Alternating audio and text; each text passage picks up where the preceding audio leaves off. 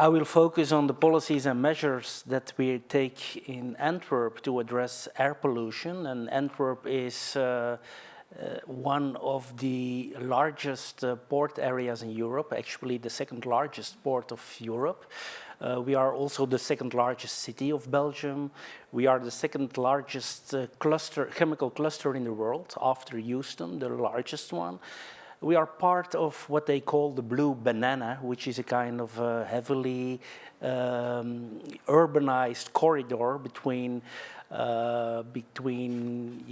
let's say, the UK and Milan, where 100 million of Europeans are living in.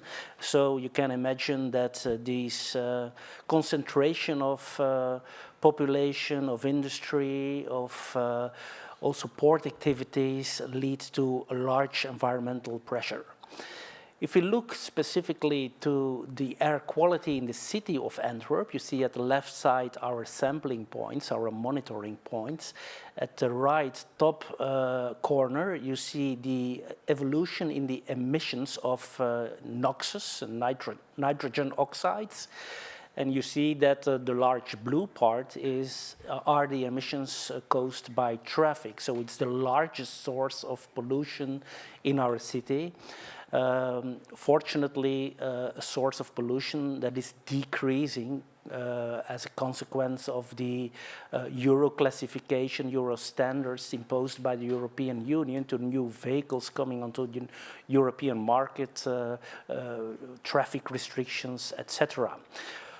And the result of this is shown at the bottom of this slide. It shows that the NO2 air quality measured in the different sampling points in the city are well below now the 40 micrograms per cubic meter, the current emission quality standard imposed by the Ambient Air Quality Directive. But you see as well that the emissions, the quality measures, are above, most of them above the 20 micrograms of the upcoming recasted Air Quality Directive.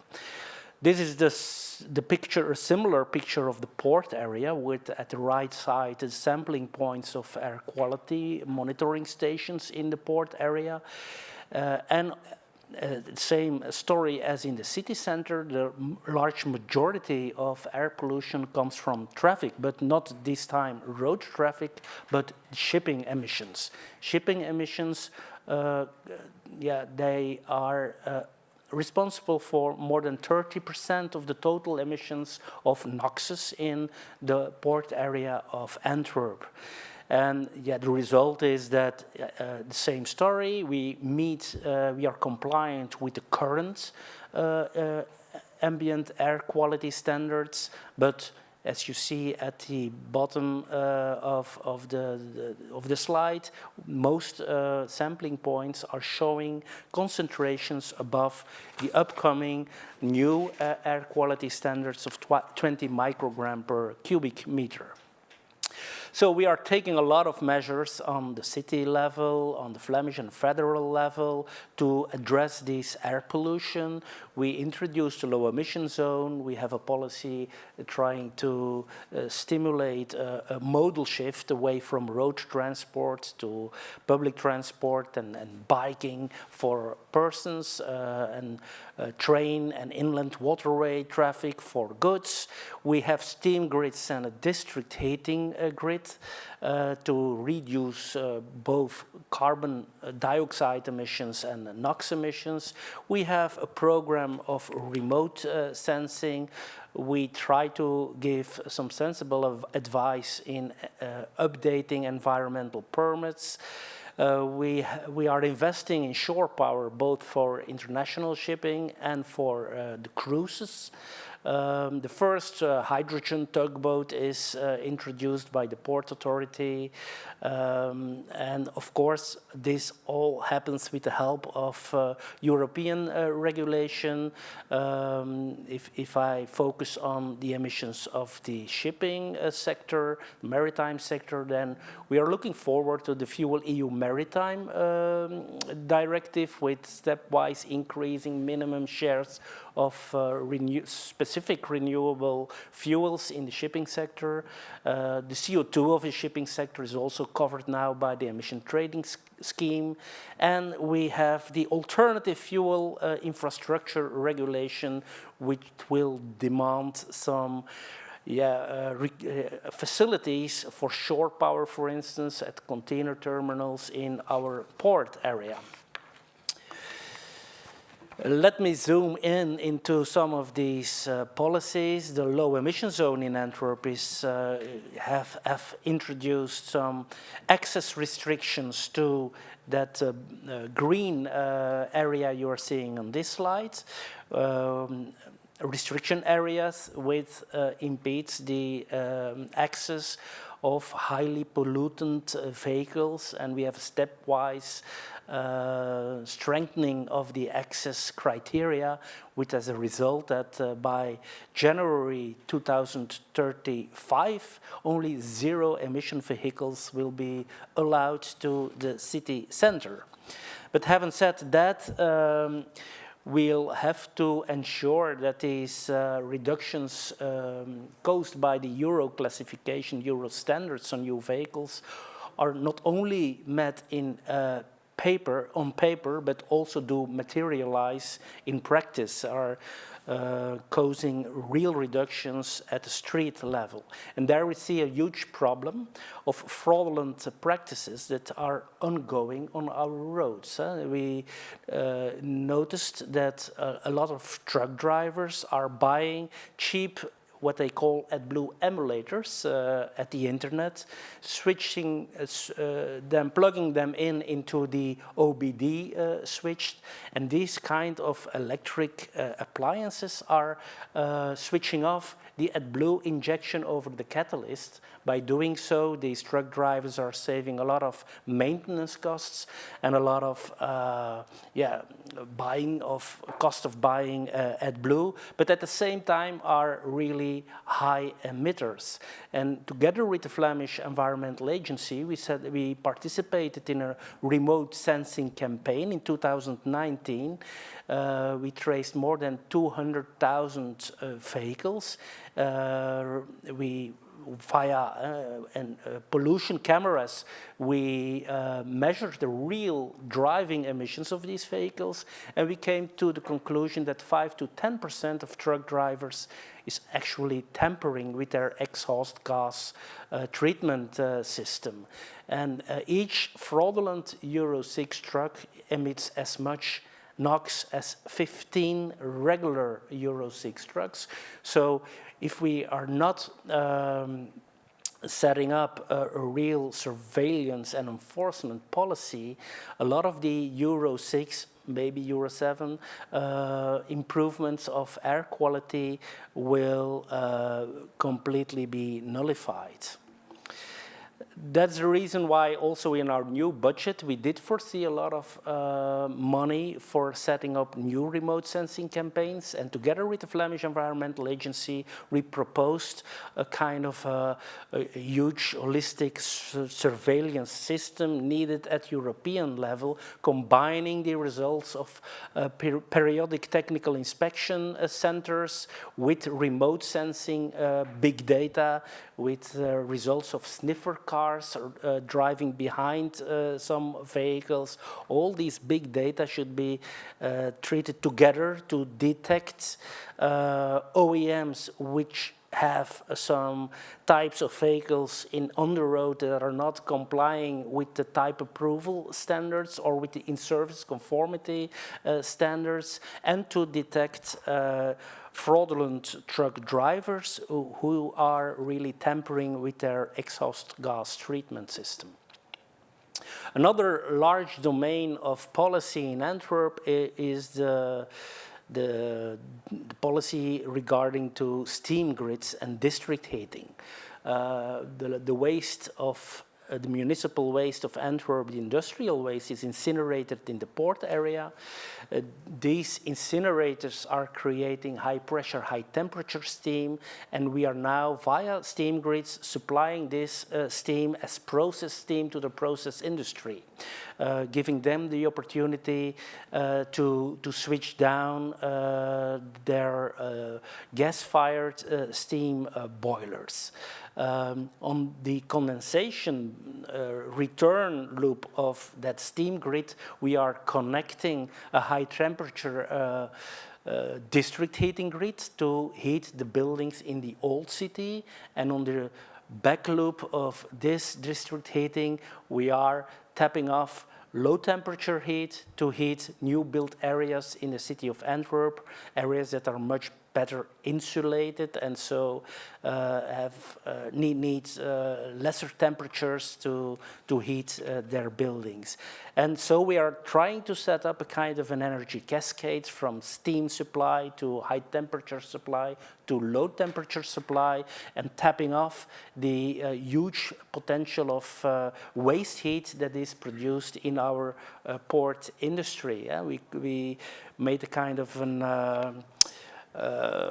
identification of the waste heat produced in our petrochemical complex and came to the conclusion that almost 1,000 megawatts waste heat is generated, is lost into the atmosphere via cooling towers, via chimneys, via cooling water, and this waste heat can be recovered to heat the buildings in our city, allowing them to switch off fossil fuel furnaces and boilers that are currently used for heating the building. This is a picture of the steam grid Ecluse. 6 companies, chemical plants are now connected to the steam grid, going from Ineos Phenol to Lanxess to Monument Chemicals, Ashland also connected, and we now decided to extend that steam grid to the right bank via a tunnel under the river the Scheldt. And at the right bank, for instance, Evonik, the chemical plant Evonik, announced last week that it will connect to that steam grid, allowing them to switch down fossil fuel boilers with, as a result, that at least 200 tons NOx also will not longer be emitted. Yeah, this is a bit of a zone of the heat demand and the residual waste heat that is created in the port area, the excess waste heat that is created, which allowed us as a city to make what we call a heat zone map. That's the map you see at the left side of the slide. We divided the city of Antwerp in different areas, and the blue areas are the areas where heat pumps are the most efficient, cost-efficient way to decarbonize buildings, regarding to the alternative of heat grid, district heating. The red zones are the zones where district heating is more economically viable above all electric heat pumps. So you see here that the large majority of the city of Antwerp will be much easier or economically more viably heated by district heating instead of heat pumps. At the right side you see a kind of a heat transport backbone that we are creating to connect the waste heat supply in the port area to district heat zones in the city of Antwerp. We agreed upon a roadmap 2030 for our heat grids with the ambition of filling in 10% of the heat demand of buildings by 2030 via district heating, going up to increasing to 50% by 2050.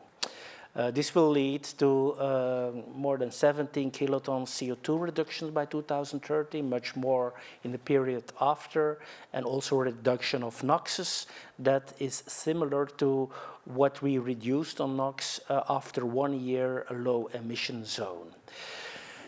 All these policies and measures are sufficient to meet the current air quality standards imposed by the European directive, but as we have discussed already today, at European level, a few weeks ago, there was a trilogue agreement amongst negotiators of Parliament and Council and European Commission on a recast of the Ambient Air Quality Directive.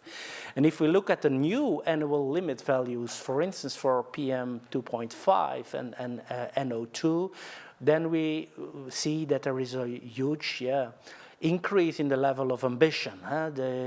The emission limit value, the air quality value, sorry, for NO2, for instance, goes from 40 micrograms per cubic meter today to 20 micrograms by 2030. And this will be very, very challenging to meet. There are some provisions for postponement in the agreement on the new directive. The possibility, for instance, for member states with specific orographic conditions, geographic conditions, bad weather conditions, etc., which make it very difficult to attain these new air quality standards. Also, member states or cities or regions where meeting the new standards will have severe impact on existing domestic heating systems, they can get a kind of a postponement of the deadline to meet these new limits. There is no such generic, should I say, exemption for port areas or port cities. Nevertheless, it will be very difficult for these port cities to meet the new upcoming standards. But there is also a kind of an exemption foreseen for all member states if, taking into account all possible policies and measures, the air quality standards will not be met, but this exemption is only to 2035. We calculated the impact of the current policies and measures already taken at the level of the Flemish region and the city region, and then we'll see that by 2030 there is still an exceedance of the new upcoming emission quality standard for NO2 in specifically the port and city area. At the left corner below, you see the port of Ghent-Terneuzen, North Sea ports, where the yellow areas are indicating that the 20 micrograms will be exceeded. At the port, the Antwerp port area in the central part of the slide, you see in the yellow, the orange, the red zones that also the NO2 air quality standard will be exceeded. So we'll need extra additional measures to meet the upcoming air quality standards according to the new Ambient Air Quality Directive. Having said that, the Port Authority has also plans to increase the container capacity, handling capacity, by creating new dock, new terminals. So the intention of the Port Authority and the Flemish government is to create extra container capacity, 7 million 20 equivalent units containers extra by 2030. This will have an adverse impact on the NO2 concentration in the port area that you see at the left side. Up to 4 micrograms per cubic meter extra will be created, will be emitted by extra shipping traffic coming to the port area if these plans are going through. At the right side, you see that a lot of this impact can be mitigated as well. So the right part of the slide shows the impact of mitigating measures as the full electrification of train transport and the full equipment of all terminals with shore power. Half of the shipping emissions are caused by laying at the quay, berth. And these are emissions caused now via generators on the ships that are producing their own electricity. These are generators working on the filthiest crude oil that you can imagine. So if you can these ships plug into the electricity grid, you are avoiding all these kind of emissions. And here I gratefully made use of a study ordered by Concawe, and I think that Josefe will focus further on it later on this afternoon. This is a study made by Concawe together with TNO, and it shows the contribution of the shipping emissions to the overall air quality in the port area and in the city area. The green dot on the picture is the point where the air quality in the port area is measured, and you see that 47% of the NO2 measured at the green dot is coming from shipping emissions. So it's up to 60 micrograms a cubic meter, so almost all total environmental space will be filled in by shipping emissions by 2030 if we are not able to further reduce these emissions. And the blue dot is showing the contribution of shipping to the NO2 concentrations in the city.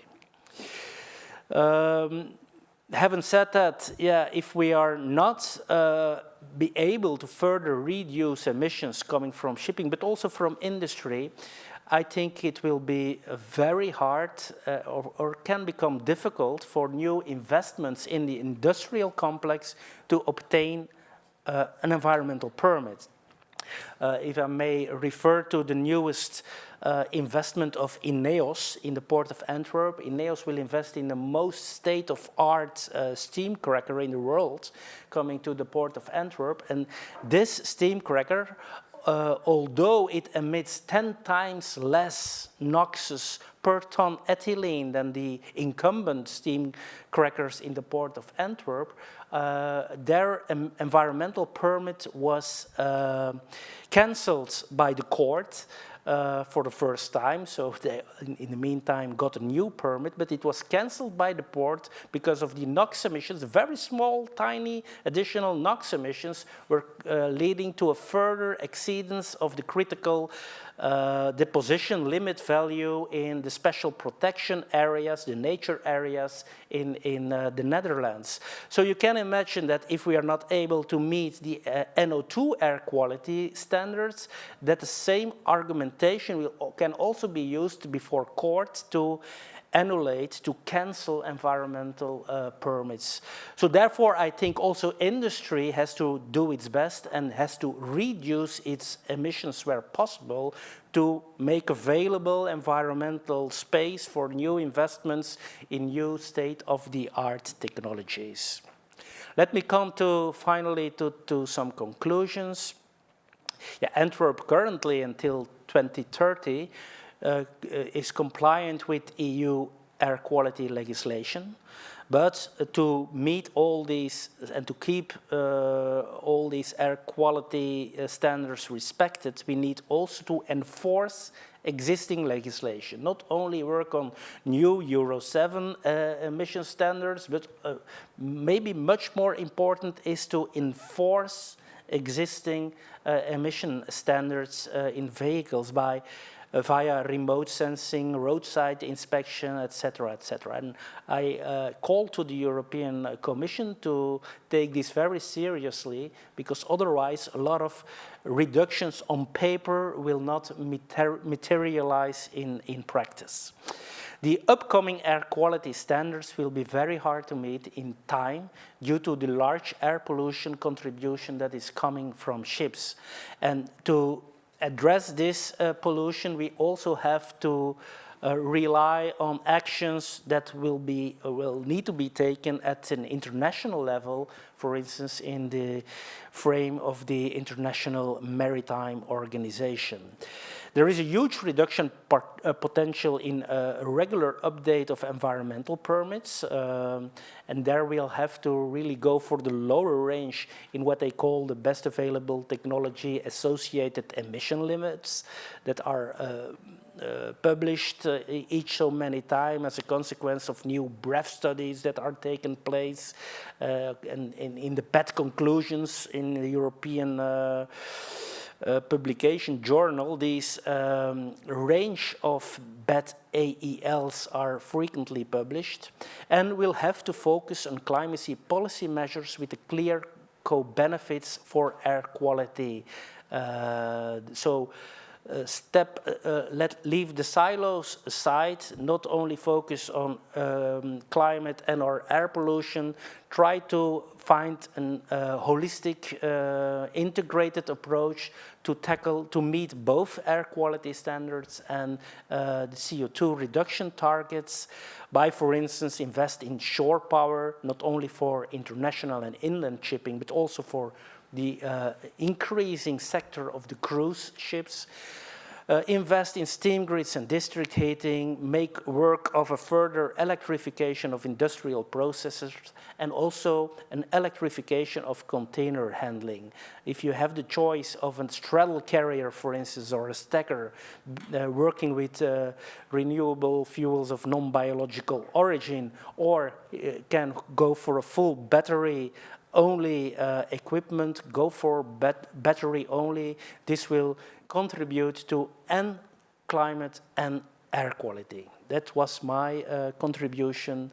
I'm happy to answer further questions now and later on in the debate.